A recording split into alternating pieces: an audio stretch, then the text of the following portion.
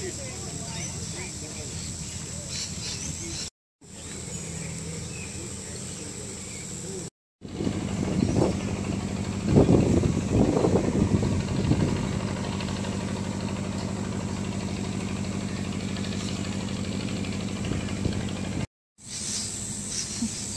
you tell me what happened? We got stuck. We're still stuck. How? The water went out quickly. Well, that is probably correct.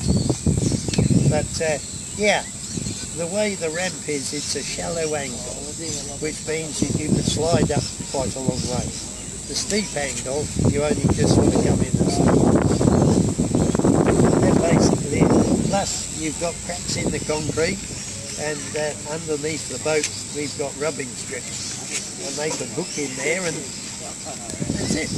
And with the tide, because it's a particularly big tide going down very fast, you've got very little time to get out before you're stuck.